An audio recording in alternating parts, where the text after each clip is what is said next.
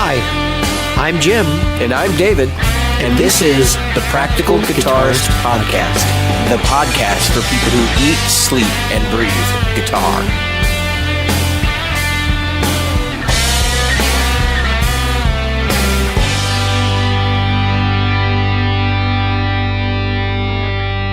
Hi, Jim. Hey, David. Me, David. So we're right in the I'm Jim. We're right in the middle of a yelling match. But before we do that, I got to remember to do the housekeeping in this episode because I don't think I did it in the last one. Yeah, you did. Did I? You brought it up at least. You brought it up on the screen. Oh, I know I did, but I don't think I actually read it. So, all right, well, go for those for of you that did the last episode, are you a regular listener? Why not? Subscribe to the Practical Guitarist using your chosen podcast app. Take the time to put in a review of the service where you found a podcast like iTunes, Stitcher, iHeartRadio, or Google Play. Get involved. Find our Facebook group at facebook.com/group/Practical Guitarist. You can also find us on Twitter as @Practical Guitarist. If you're interested in supporting the show, we have launched a Threadless store at practicalguitarist.threadless.com. If you'd like to reach out to us directly, you can do so at questions@practicalguitarist.com. And we have Patreon and all that stuff too. Find in the group. All right. Well, I just had to get through that as fast as possible. You may have already read this, but this episode is going to be called Follow the Yellow Brick Road. Because I'm sick and tired of people saying chasing tone. I don't think that's really everything that you're chasing. And I'm going to get right into it. So we ended in our last episode. We ended with Dave going on about the things that he would change on a guitar and in the order for your tone. That's chasing tone. I'm going to call it following the yellow brick road. Because there are things going down the Yellow River. Right, that do change the way you play and the way you respond to your guitar. And I'm going to go right to the pick. The pick is a big one. The pick is important because for me, I play with a big pick now. I cannot get the grip right. I can't get my picking right. I pick like this. Nobody can see me, but I pick with a loose wrist, and it moves in a really small pattern. And I use a very small pick. Why? Because if I use a huge pick, I get my strings caught up. I do all that stuff. Does it change my tone? Probably not in the least. But does it change the way I play? Certainly. I'm going to say something about this whole guitar.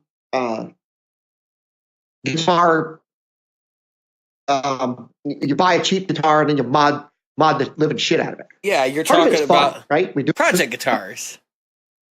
It's project guitar. It's fun. But the reason that I would do a project guitar is twofold. One, I want the one I want, and it's a cheap way to customize. We've said it before. You know, once you customize a project guitar, guess what you're going to get out of it? Nothing. Shit. You may as well go back to what it was originally. So if you bought a $200 guitar, you're going to get $200 out of it.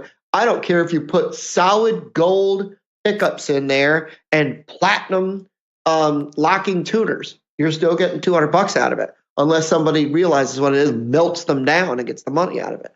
So you need to be able to realize that what you do to it is because you want to have that customization, and you don't want to spend a pile of money to get there. Plus, it is a way to try out something. You go, yeah, I tried these pickups. They suck.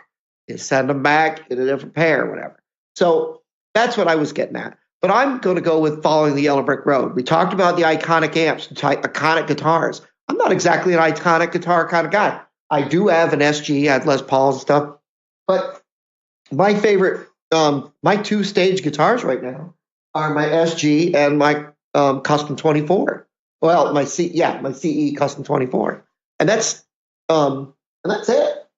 I really could care less about dragging a whole bunch of guitars with me. And I'll be honest, the CE24 has a very dark sound. Those S15 or the 8515 pickups are relatively dark compared to the. You got a lot more low mids in that guitar. A lot. Yeah, you really, really feel it. It's growly. It's good. It's a lot of stuff I like doing with it. But anyway. Yeah, I think that changing your strings, again, we talked about changing your strings. Change your strings to make it comfortable for you, not for somebody else. I'm going to go on record to say, if you want to know the best strings, guitar, amp, whatever it is for you, go out and fucking try some. Stop sitting on your ass on YouTube and the gear page. In your house. Yeah, and gear pages and even our thing. Get your ass to the store and try some. That's not possible for everybody. And YouTube does give you a way to kind of limit things down. But I will tell you this. YouTube compresses the shit out of the stuff you hear. Yeah, even the clips that I do, like the actual audio files that I put together before they go on YouTube, they do sound quite a bit different. Yeah. And it's and then not only the compression, you're playing them through your speakers and blah, blah, blah. It is not the room sound. How many times have you recorded something, gone back and gone, that is not what I heard in the room? Yep. Right? Yeah. And so then there's the YouTubers. And we don't always know this. There are times, now David does put in his notes that if he does something to the EQ on the board, he puts, hey, I rolled off a little bit at this frequency. That way, hey, he rolled off 64K, I think? Yeah, I usually do about 6.5K on fuzz pedals, specifically fuzz demos, because in general, you're going to do that in a real situation anyway. The only raging trouble you're going to get is right on the stage. Like if you're running into a board or something, you're going to roll off. And so all I'm saying is that to chase the yellow brick road, whether you want to call it chasing tone, chasing your feel, a guitar should feel right to you first. An amp should feel right to you first. Will it do what you need it to do? We talk about these cheaper guitars and how we're getting better and better guitars, and I honestly truly believe that we are. It was a time sub 1,000, now sub 500. You're reaching down there, but have you noticed this trend? Import guitars are going up in price. Yep. And there's a reason for that, and that's because their cost of living has increased too. The countries we're getting them from. I mean, we were building in Korea for a while, and that was, at that time, like Korea was a developing economy, and now they are a developed economy. I mean, your cell phones, chances are, have some root in Korea. Yeah, or China. Your chips come from Korea, and they're built in China. Yeah. So if you look back, let's roll back in the time machine. Go back about 60 years. It was Japan. Yep. Japan was the one we were going to, and then they got really good. And then what happened? Well, they rebuilt after World War II. Yeah, because if you think about it, 60 years ago, that's where we were, right? We're still on the cusp of that rebuild. 70 years ago, things were still in ashes in a literal sense. Yeah. So if you move towards this time frame, that's not a long time. That's in the lifetime of some of the listeners of this show. We paid for a lot of the reparations and stuff over there. We paid for their industry. We paid Japan to get good. Absolutely. We did. Absolutely. There's nothing wrong with that. No. We owed it to them. We did. We absolutely did. You can take two sides of that, and I don't want to get in the political argument. But now roll forward. Japan got expensive. Things coming out of Japan went from being, back when I was a kid, people joked around about stuff that's a piece of shit, probably came from Japan. Then it came from Korea. Then it came from Indonesia. Now we're coming from China. Yeah. The things that we saw as ways to get things cheaper are now starting to get more and more expensive. At some point, China is not going to be so cheap to get things from. Nope. And then we're going to be looking at India, South America. You basically follow the auto companies. If you look at where the auto companies are going now, you can get a pretty good idea of where we're going to end up. And look, there's no problem with going to foreign countries to get instruments. There's no problem with the quality increase. I get it. But the fact is, not everybody and their mother needs to buy a guitar and customize it. They're doing it because they think, look, there are some people that are like you and I, Jim, who we're doing it because they don't offer a production guitar that does what you want. Or we have to go to some brand we don't want to buy from, right? Right. And perfect example, Reverend, right? So when they come out with their East Sider, which I'm convinced they're going to do, they're going to have a Greg Koch East Sider, and it'll come with his pickups installed. And I figure it's going to be right around $1,100 to $1,500, right? Which is kind of in line with what the East Sider goes for over there now, the T style East Sider. So, okay, fine. You know, I'll pay the $1,500, even if it's an import guitar, because the pickups alone to drop them in are like $450. Right. So, you know, it just makes sense to get, you know, the whole guitar and everything. And I don't care that it's an import. Do I give a shit about it being an import? No. No. Like, no, absolutely not. My other alternative, guess what? It would be an import too, and that's a Mexican Telecaster. Yeah. Yeah. And, matter of fact, that's the other. I left them out. Mexico. You know, 25 years ago, people joked. You got a made in Mexico guitar. The Stratocasters and the Telecaster. People were like, what a piece of crap. Now, that has turned around. Well, I laughed. And I still laugh at that, because you do realize that Fender actually buses people from the Mexican factory to work in the American factory, and in the vice Corona versa. factory. And vice versa. That's why they're there. Okay, they didn't go to Japan as their primary import line when they could have, and part of that was because Fender didn't want to look bad, because the Japanese Fender guitars were better than what they were putting out in the States when that whole transition happened. But also because they were in close enough proximity that they knew that they could use the green card system in the United States to their advantage to give people work visas and all that kind of stuff in order to get a better quality product with cheaper labor. Yeah. And I know it sounds like an awful thing, but ain't nobody complaining. I mean, you're still buying Mexican Fenders hand over fist. Right. And I don't think the country of origin is what determines quality.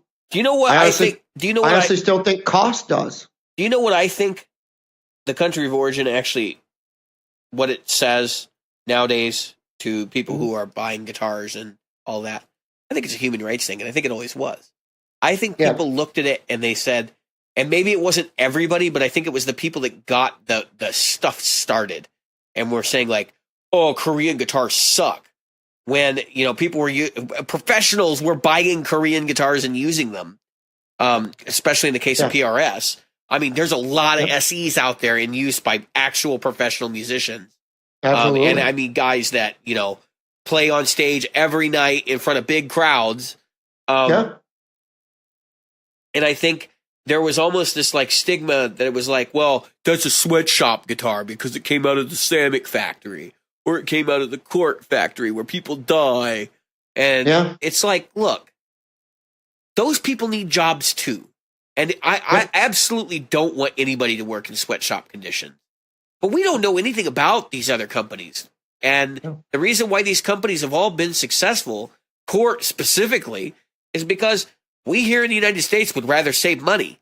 So this whole like mythology about American instruments being the best, and it's a mythology. Look, it goes along with the same line of thinking that I'm going to go buy U.S. made guitars because I'm going to support American workers that came from Mexico yesterday with a green card or visa to work for Fender USA, and will likely be going back to Mexico to sleep tonight. And then the company is going to buy all their parts from China anyway. So your money isn't staying with the company you buy from. Like, get off it. I'm going to center myself before I start screaming into my microphone and cause a bunch of distortion. All right, I'm holding in my hand a pedal from a guy I really, really admire, and that's Brian Wampler. I have the Pinnacle Deluxe V2 in my hand, and I'm holding it up for Jim to see. And even Wampler and these companies that stamp this Made in USA stamp on their stuff, where do you think the components are coming from? Absolutely. Where do you think they shop? Do you think they're shopping at USA Foods, or someplace where they can get locally grown everything? No, they're buying shit that's coming from China. The packaging's coming from China or whatever. Like, they're the same thing as everybody else. They buy a car that was made in Mexico with parts brought in from China. Like, Right. guys. Where do you think their sneakers came from? Where do you think their shoes came from? Where do you think their shirt came from? Their underwear? Where do you think their television came from? You know, where do you think that the call center for their internet is? Yeah. Come on. Now when I see, Stop. now when I see, and I saw it the other day in a Facebook thing, or no, it wasn't Facebook, it was YouTube. Somebody was talking about I forget what pedal it was, but I want to say it was like a Sunface or something. And obviously, I watch clips of pedals I own, right? Yeah, that's the kind of person I am. So I'm watching this video or whatever, and I look at the comments down below, and some guy goes, "That's USA made quality for you," and I just start snickering, and I'm like, USA has nothing to do with it. Like that. I mean, honestly, Analog Mike wouldn't surprise me if he was out of Germany. You know, I know he's from here in the States, but I mean, like, there are those quality guys all over the place. And one of them sold Jim and Amp. Yeah, Thomas Bluch. So, you know, so back to the other thing. Yeah. Back to our question, though. Like, let's talk about the yellow brick road. Changes. Let's talk about those changes. So, let's talk about pickups for a second, because we did the pickup thing, and Nick made an awesome point, and I think it was probably the best one. And I don't think we really stuck to this point long enough. So I kind of want to bring it home. That's this.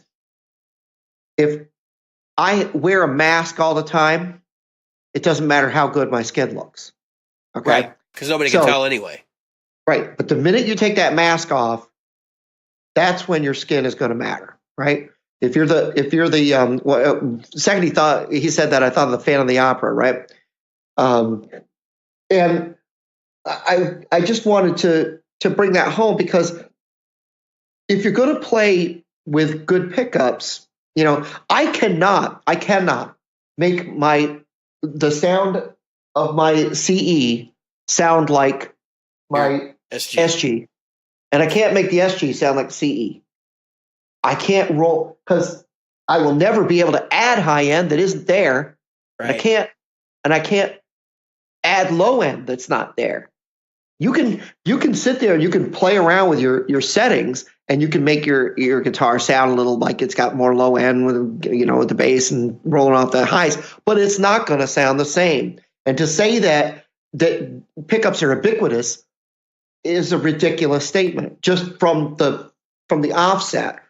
And now, if you do I've always hated over distorted guitars, which is probably why I'm not a great big fuzz fan. Because to me, fuzz is too much distortion. That's the way my brain and my ears and everything else processes it. That's not what it is, probably, but that's the way I process it. I can't wait till I get down there, Jim, and I plug in a fuzz pedal and just turn that motherfucker all the way up. I'm going to watch you shit yourself. I'm going to play the brown note. David is going to come down to my house and destroy everything I own. No, just your sense of reality. Yeah.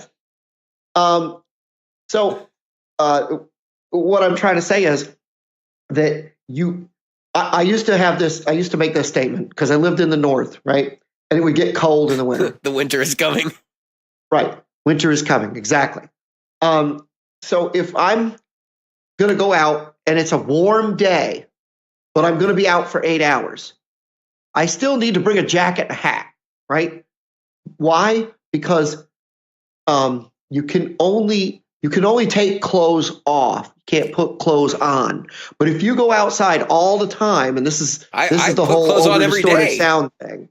Yeah, this is I'm talking about too much. The over distorted sound thing that I'm getting at is if you always wear a heavy jacket, a ski mask, and a parka, and a pair of snowmobile pants, you're covering up what's right there. Right. And people are like, wow, you're really fat. And they say things like, you're really fat and you're really tall. Then you take all that stuff off and they find out you're a little skinny guy. And if they say shit like that to me, I tell them to go fuck themselves. I am really fat, but not really tall. So am I. I just told them to go fuck themselves anyway. Yeah. But the point is that if you hide everything, nobody really knows what's underneath.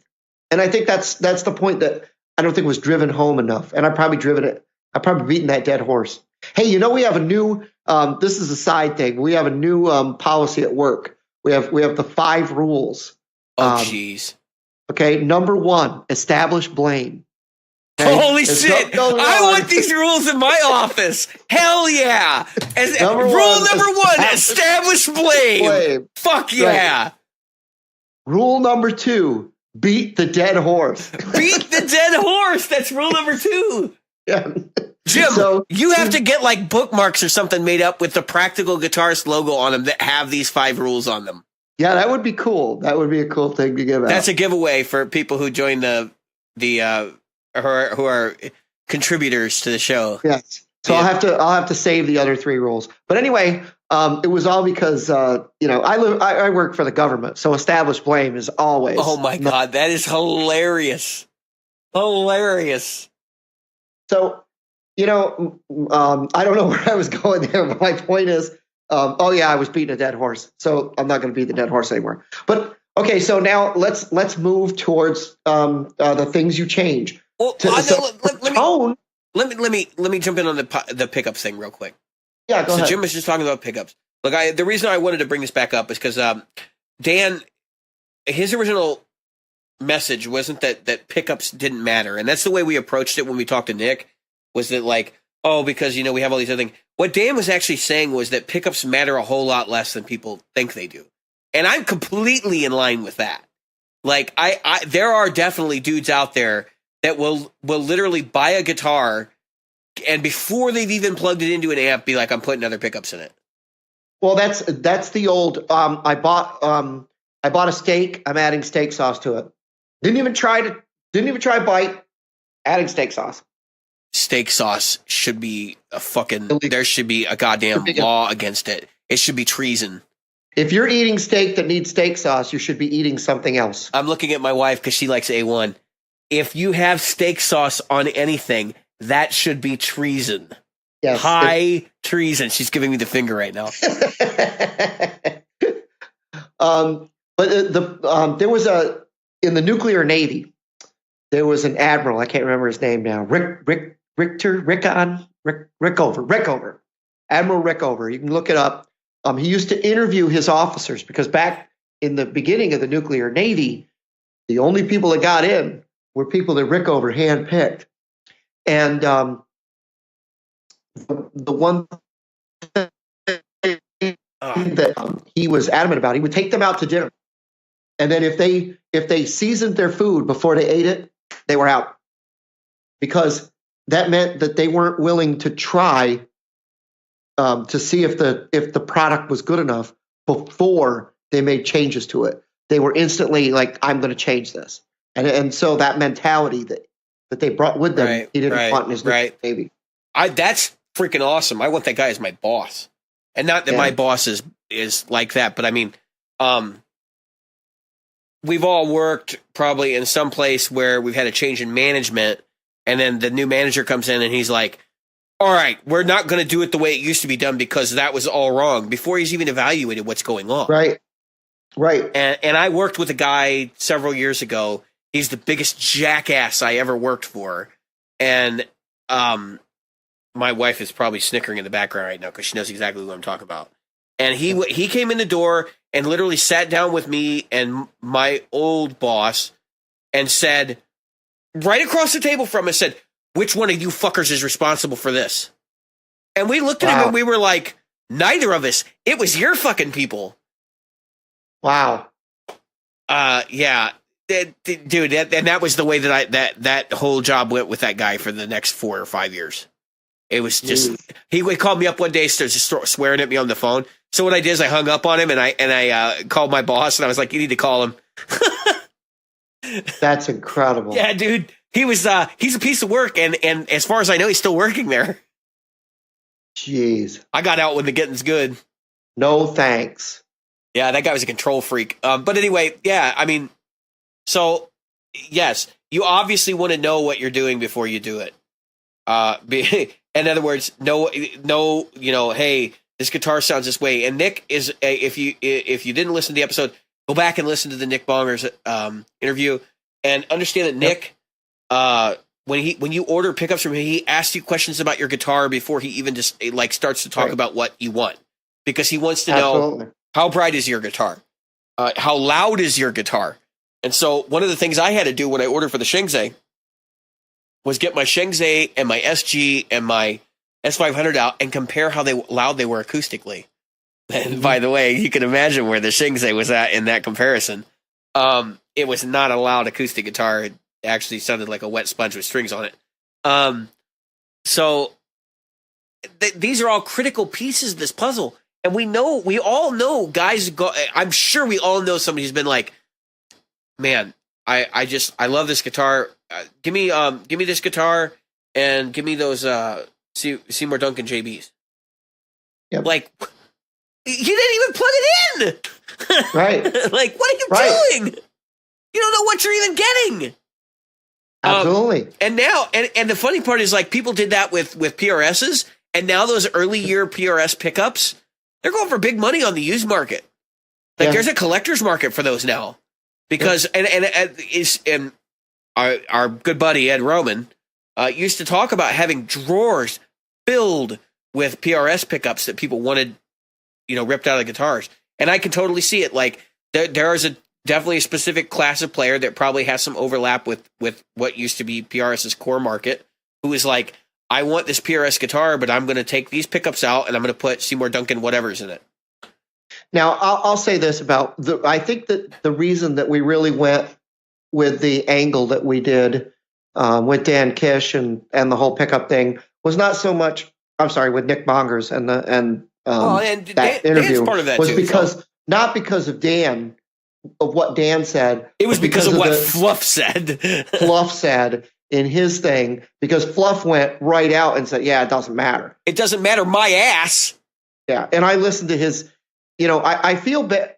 They should allow you to take a view back, because you should be able to say, you know what, I hated that so much, I don't want them to have my view.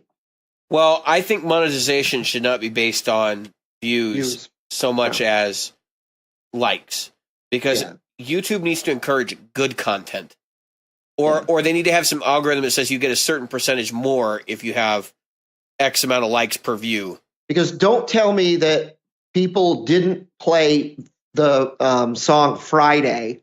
Remember that song? What's that girl's name? Karen Black or something? No, it wasn't Karen Black.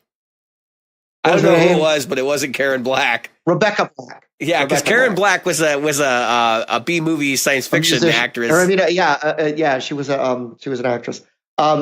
No, Rebecca Black's Friday. Don't tell me that people didn't play that piece of shit song every Friday just to piss everybody in the office off. This is why we have a no music policy in my office, which I regularly violate. Yes. Yeah, I just put it in my earbuds. But anyway, the Yellow Brick Road, there are things you can change for feel. Like, you were talking about changing out pickups without even trying a guitar. I know what what the classic vibe vintage Squier sounds like. And I know that, I'd be all right having one. I'd be all right with it. But I want the David Gilmour pickups in there. Well, the Stratocaster. No, I totally get you on that one, because of what you're trying to do. Like, you're buying that guitar trying to set out to achieve something. And we all know that there are people that do that too. Ryan Burke's a good example. He he bought that neck, and then he made the Defender Flying V thing.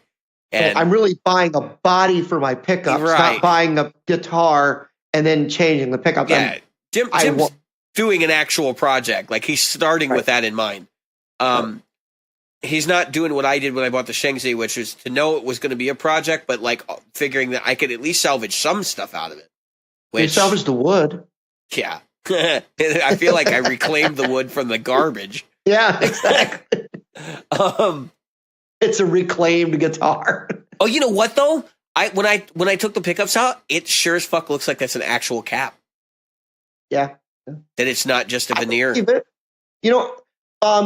I was saying that I think that the thing that changes QA/QC with guitars, and we're going backwards a little bit here, but to get to that is price point. let's face it, if you're only charging $200 for a guitar at the end of the road, right? At the very end of the road, you're getting $200 for that guitar. You're not going to take a lot of time with each of those guitars. Pay somebody at the end of the line. Right. You're gonna build it, and whatever comes out of it, if it's good, it's good. If it's okay, it's okay. If it's shit, you can't afford to throw it away. Sell it anyway, and take the chance somebody won't return it. That's what you do. So I heard, and this is the other side of the pond. This is in the United States. I heard that Shure, when they came out with their performance gear, the PG series of microphones, the performance gear or project gear microphones. Yeah, that's my rehearsal microphone's a piece of shit performance gear one. Go ahead. Well, the PG mics were actually made same place at the same time on the same line as the regular SM series. Yep. And the reason that they're labeled PG is because they didn't pass quality control specs, but they passed like a lower grade, and they're like, these are good enough for tour grade, and they didn't want to throw them away, so that's what they do is they rebrand them PG. So absolutely. That's an interesting thing. I mean, it's not like they just earmark, every fucking microphone that gets made that day as a PG because that's what they're running that day. Like, right. It's literally like these are the rejects, but they're still good enough to be used. They're just not. They're not what we would consider an SM. And I highly doubt that they even care about when it comes to the PG mics. They probably don't have a separate line for PG, or at least they probably don't. I wouldn't be surprised. So if you know anything about microphone production and microphones in general, like it's a very hit or miss thing. And a lot of the cost when you buy a really expensive microphone is because they threw like three away while they were making for it. Especially if you're buying a ribbon mic. I mean, you go buy like a Neumann ribbon mic or something, you pay like $11,000. Not Neumann, but a Royer or whatever. And then you look at the mic and you're like, why is this thing $11,000? There's like nothing to it. Because they threw away four while the ribbons fucking broke. Okay, that's what happens. That's truth. So, but yeah, I and if you think about the guitars that get made with the good wood, and then you get the lower grade woods guitars, and the ones that have a cap with a veneer. Sure. Think about that too. It's okay. This wood is good. It's good, solid piece of maple. It's got nice grains and everything. It's just not as pretty as this one. So here's your 10 top, and here's your 8 top, and there's your okay top, and here's your. We'll put a piece of veneer over that ugly piece of shit. What gets me is okay. So PRS makes SEs, right? And they do the veneer, but the veneers don't all look like 10 tops. It's like what in the fuck? Yeah, it's like if you're gonna do it, I mean, you might as well. Yeah, you're only putting a paper thin. It's not even as thick as a piece of cardboard. You get 110 top, you got 50 guitars right there. It's like that's what's weird. I digress. Yeah. But I love mine, but you can find them where I guess they ran out of that piece veneer. But yeah, there's again we get to where what I was saying is just that. If you're running a $200 guitar, you might find that cream of the crop, and there might be a lot of them. There might be a good 40% or 60% that are really good, and then 30% or 20% that are and then 10% that are literally garbage. But if I sell them at that price point and I get them in the store, and then the store goes, and then they say, well, go ahead and mark it as a second. Go ahead and mark it down, and they get it out the door for $50 or whatever. Then at least some money came back. In Shure's case, I'd rather see him do that because I feel like there's a lot of raw materials that gets left on the table. And let's face it, our environment's not very good these days. So, but yeah, to get back to our point, like we're talking about pickups and we're talking about the Yellow Brick Road, and ultimately, like the reason this discussion comes up is because yes, people do tend to idolize certain things in their signal chain that aren't as important as other things. If you analyze where your tone comes from, and I'm not just talking. So you were talking in the beginning about needing certain picks for certain things, like you can't play without the certain thing. That's important, but that's a technique thing. Okay, that is a completely like I said. That's why I called it the Yellow Brick Road, not the tone chase. Yeah, I'm not chasing the tone with that pick. Right. I just wanted to get back and clarify that definition a little bit because I knew exactly what you're saying. Yeah. But I didn't think it would be that clear for our listeners. I didn't want somebody to think, ooh, he gets some great tone out of these picks. No, that's not it. It's not that. It's that, look, there are things that are important to us that are not necessarily, I mean, hell, even the strap we wear can be important. I mean, absolutely. And I'm not talking about from an aesthetic perspective. I'm talking about being comfortable so you can actually hold the fucking instrument. Yeah. Anybody who's played an SG with neck dive, you know that certain straps work better in that situation. Absolutely. I have a wide, believe it or not, PRS leather strap on my SG. Yeah, I have a 2-inch leather strap with a rough back for my SG, so that it doesn't slip. Yeah, and it works great. Now I'll go back to, I used to play bass a lot for other bands too. Sure. And one of the things when I was in the bass forums, bass guitar players don't have there's not a lot of stuff said in bass forums. There's like 8 people there. Yeah, because there's just not a lot of there's just not a lot of bass players in general.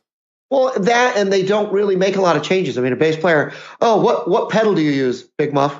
Bass if they use any. Yeah, bass players are like all the bass players I know over my career. They have like 2 guitars, and they have like an active. It's usually an active one and a passive one, and then they have like an SVC Classic, and that's it. They don't need anything else, and they're completely content with what they have. Absolutely. The only thing that bass players go back and forth about is maybe the gauge of strings or the tuning choices. Hey, I tuned a BEAD instead of buying a 5-string and tuning that G string. So what I did want to get to is, and that's where the guitar player side of it comes in. I can't tell you how many freaking bass players I knew that would get a bass. The first thing they did, throw the bridge out. Yep. And they go to the badass bridge. Yep. They're like, need a badass bridge. Everybody's got to have a badass bridge. High mass bridge. Yep. And like, so, and that's not even. I'm like, what? All right. Now there are times where I can see somebody buying something and immediately knowing, like, I got to change this right out the gate. Yeah. Perfect example: Telecaster, 3-string trees, or 3 saddles, right? And that is, some people say it's a blessing, some people say it's a curse. It's part of the charm of the instrument. But I could definitely see myself buying one and being like, look, right out of the gate, I know I got to get a set of saddles because there's no way I'm using the ones that those old rollers. Yeah. And you know what? I could care less, to be completely honest with you, but I could definitely understand somebody like, I'm getting the Telecaster and the first thing I'm doing is this. Like, that's something that I could definitely see. And in a bass, I can see, you don't want a pop metal bridge because that's not going to last. Right. But I can understand that too because you don't want bridge lift. Right. Well, so I just look at it and go, you want the badass bridge because it just depends on what body bass you're playing. But like most bass players I know, their passive bass is a P bass. Yep. And the P bass, I love my P bass. The P bass, I miss that. The P bass is like usually a lighter body. And so I think it's like, I need that mass to be able to handle, getting some sustain out of the strings. And like, I kind of get that. But I've also heard people doing that on like active basses and stuff. And it's like, what do you need that for?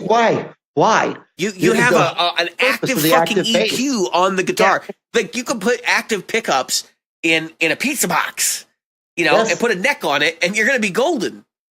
Yep. You might have to reinforce the box, but. Yeah, as long as the box doesn't fold under the pressure of the string. Which is like, whatever 100 pounds it is. I might buy one of the pizza box guitars that guy's there at Sweetwater next year. Yeah, that'd be a good one. It'd be fucking weird. Yeah, but the point is that there are other people there are other musicians that do that. Reed players. They're very specific about their reeds. Or I want to get to this though. When it comes to guitars, we are still very lucky, because let me tell you something. Try buying a keyboard for $500 and see what you can get decent. Yeah. Right. Yeah. Because we hold such sway in the market. I mean, listen, Guitar Center used to be Organ Center, right? And then they became Guitar Center when they realized that there were more guitarists on earth than there were organ players. And so they were like, oh, we can market to these people more easily.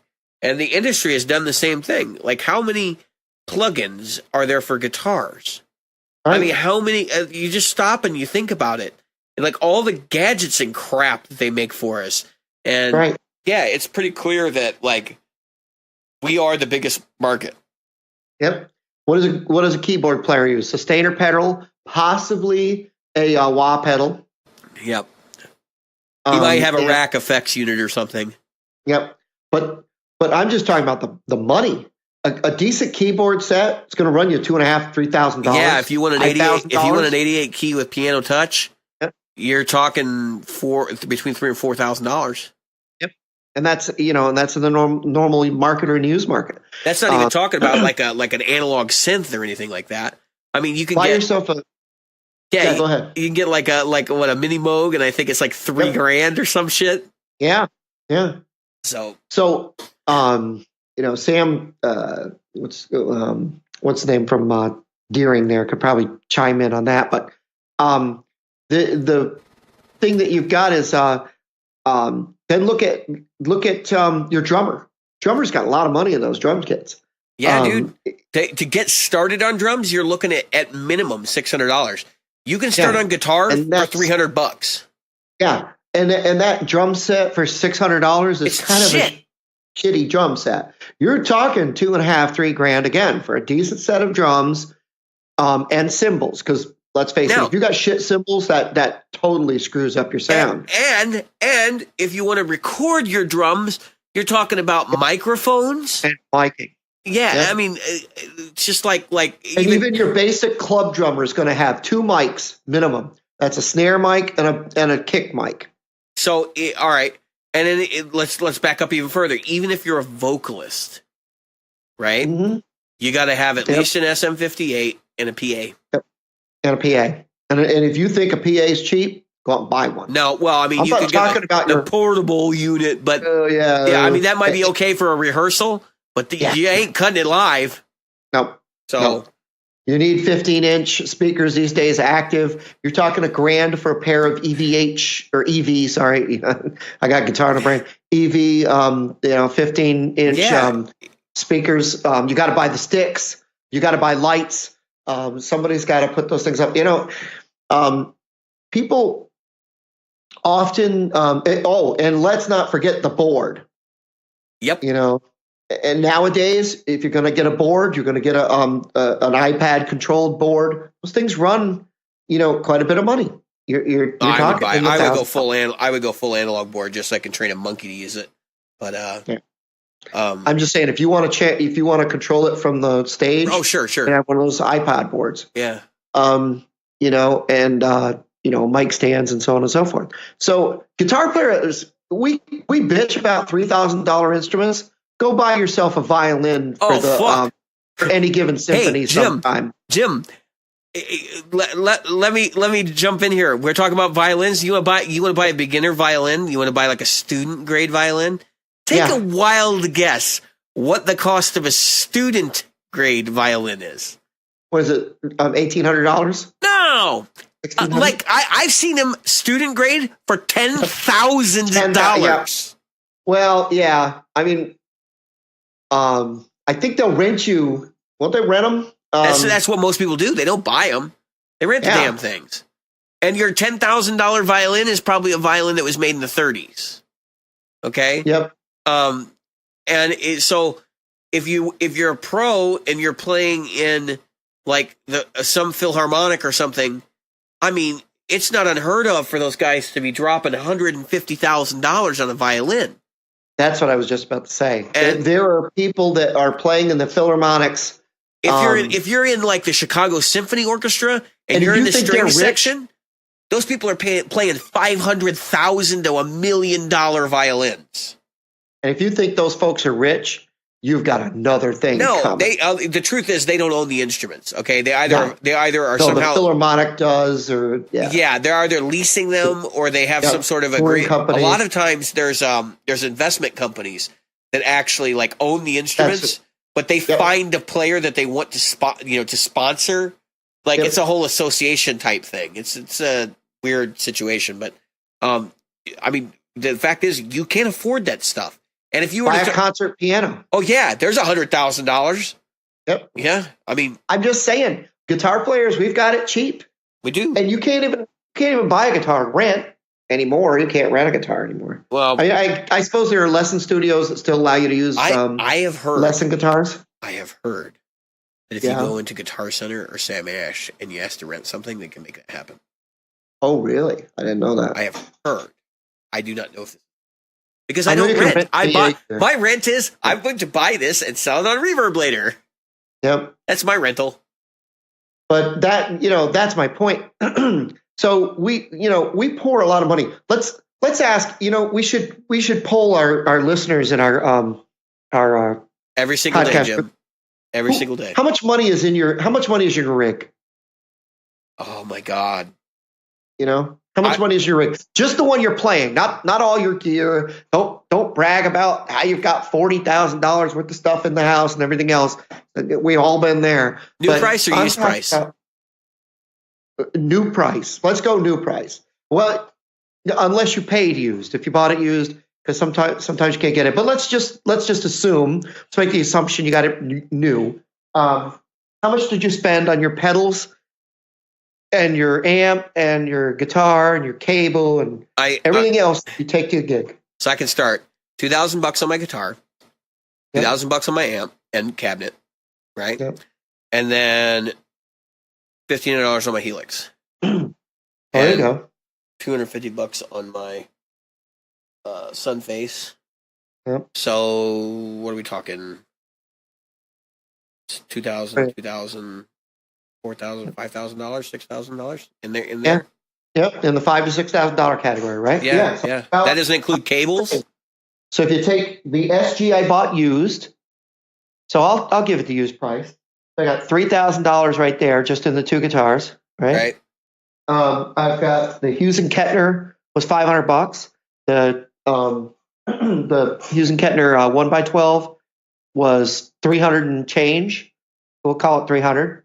My SM57 is $100, give or take, right? The microphone stand it goes on $65 because I have a good sturdy. You're right at $4,000 right now.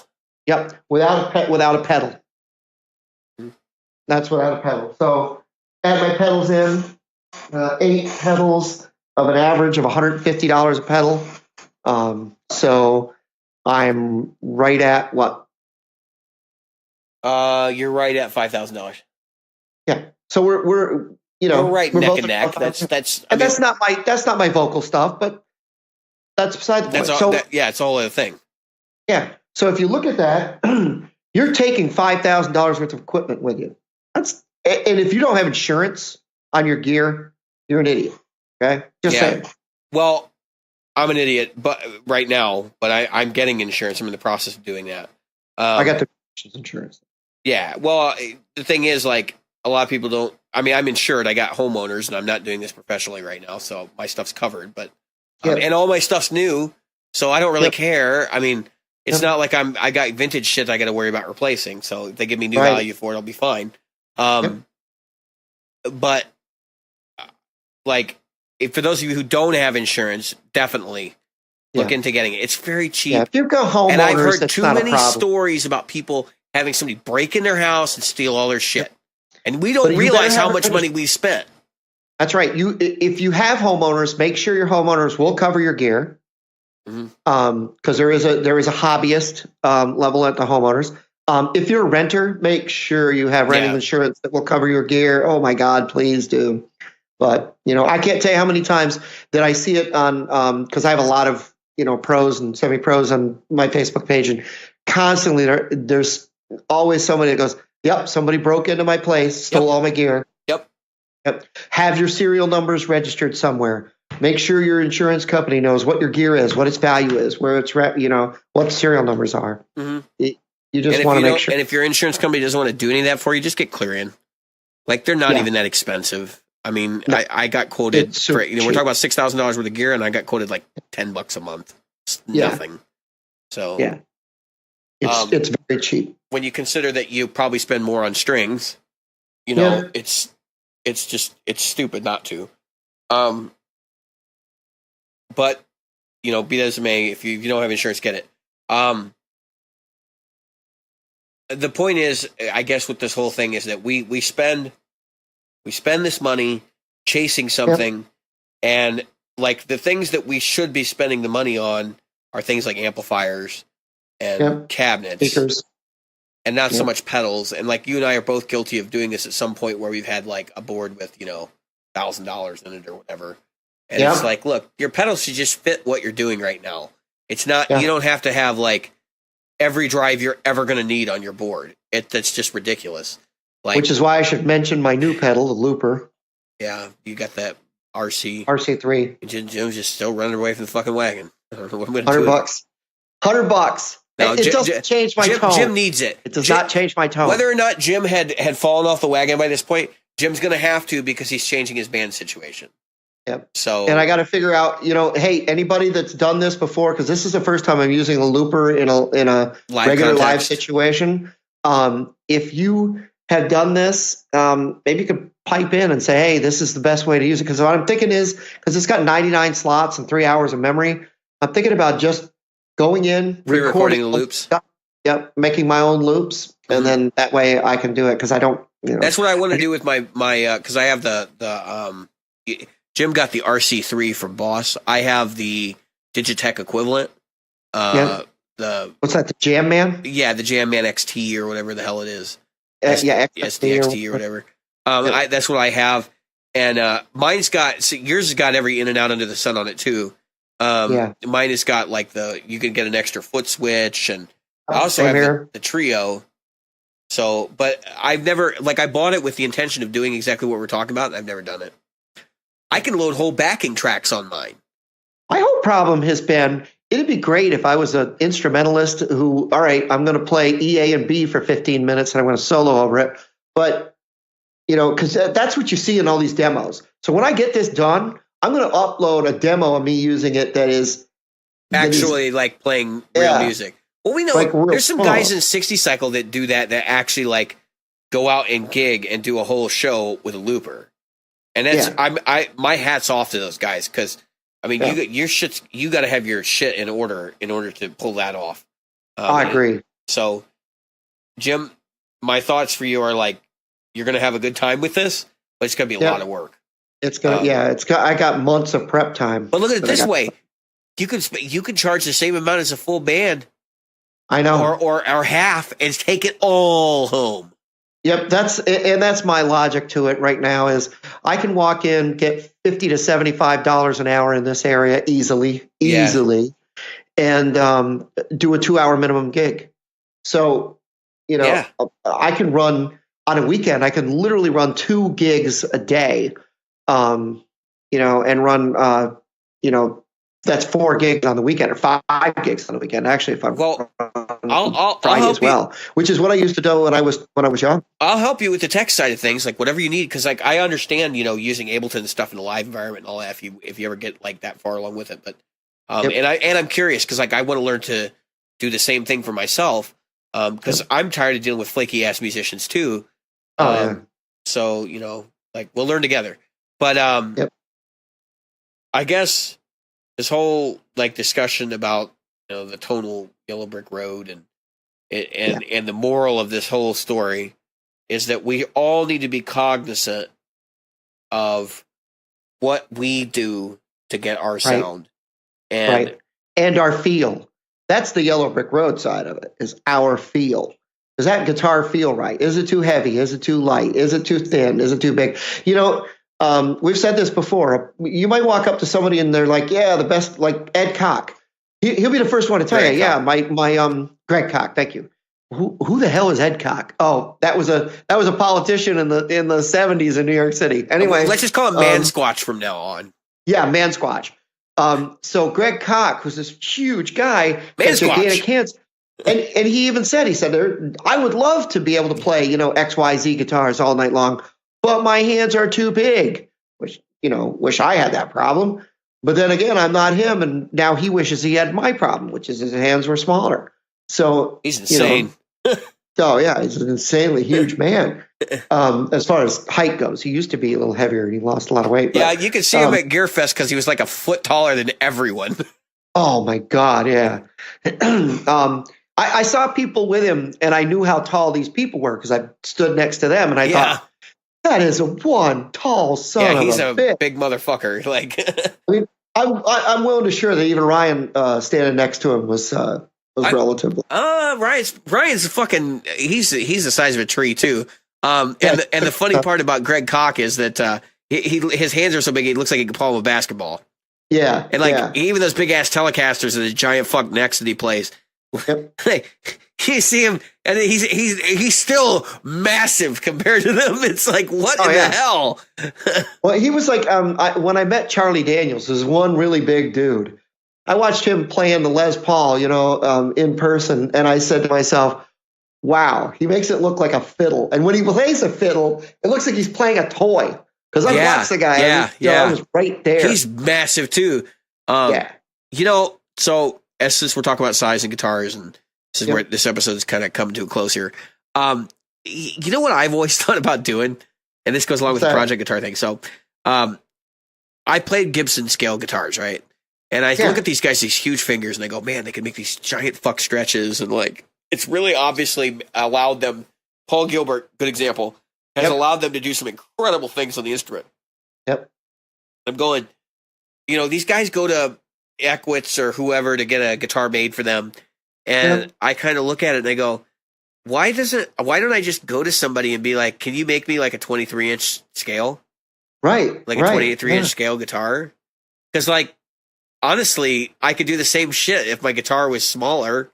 Yeah. Same size body, just 23-inch scale neck. And yeah, would that be possible? I'm sure. Yeah, why not? There's a luthier out there that could take like build a Les Paul style guitar only with a shorter neck. I gotta be honest. I love the neck on this freaking SG. Well, man. So you're gonna have to run different string gauges, obviously. Of but course, I mean, then I could do all the stuff that like Steve Vai does. My fingers aren't as big as his. But the crazy part about that is you basically relearn the instrument. Because all of your preconceived notions about the distance between things are like completely fucked at that point. And it's almost like if you've ever played like a 27-inch scale for a while and then tried to go back to like a 24 3/4, it's like, what am I doing here? Actually, the classic example would be playing a bass and then going back to a guitar. Your arms clear the fuck out like, over in left field somewhere, and then you get on the guitar and it feels like it's all scrunched up next to you. Oh my God. I'll tell you. So I played I was playing in like 3 bands at the same time. I was playing guitar in 2 bands, a bass in another. And some of them I had the same songs. Yeah. I was playing the same songs and singing those songs lead. So yeah, I could talk about how that could fuck you up because you're like, okay, wait a minute, I have a lot of space in between these. No, I don't. And then you got, I got these huge. Oh no, I don't. Dude, even going from just like my Gibson SG to my S500s, the string spacing's different, and just that, like, I remember when I had my Godin, whatever. When I had that guitar and the string spacing was so different to everything else I had, I could shred the fuck out of my strats, and I'd go back to that guitar, and like I couldn't do any string skipping. I couldn't do like it was just like everything fell apart, and I'm going, why the hell is this? Because I was young, I didn't know back then. Like I didn't, and now that I know, I'm like, oh, it's a string spacing. Like that's why the pick never felt right when it was going in between strings, and like I couldn't sweep or anything like that. Like it totally makes sense now. Yeah, they have a weird string spacing on those guitars. Well, it's actually like on their electrics. Their acoustics are different. I think they're actually closer together than either Fender or Gibson. Yep. I think they're like really narrow, and which is okay on small hands, I guess.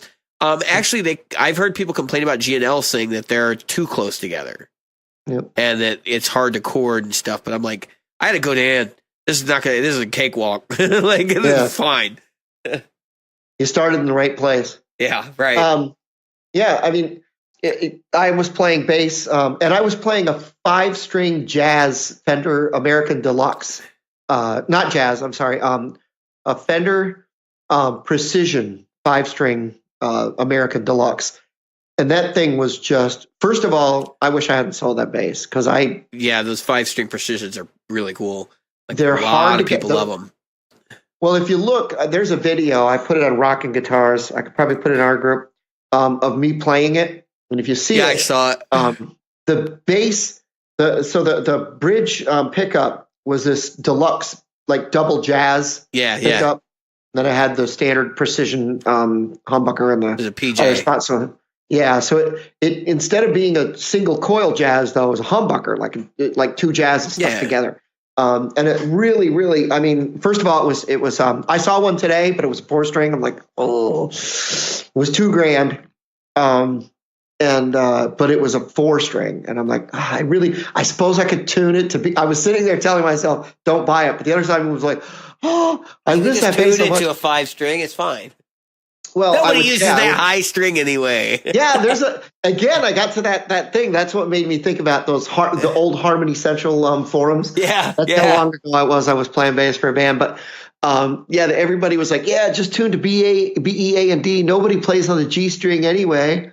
I'm like, really? Have you not covered All Right Now by Freeze? Yeah, have you ever played bass guitar in your life? Like, yeah, I can think of so many songs where they just like they're going nuts with that G string. In fact, if you really want to talk about it, John Entwistle, like a lot of his style is based on the fact that there's a G string available for him. So I don't know. Anyway, we're rounding out the episode. If we just rambled, I hope our rambling was entertaining at least and fun. Yeah, entertaining, fun, stupid, whatever.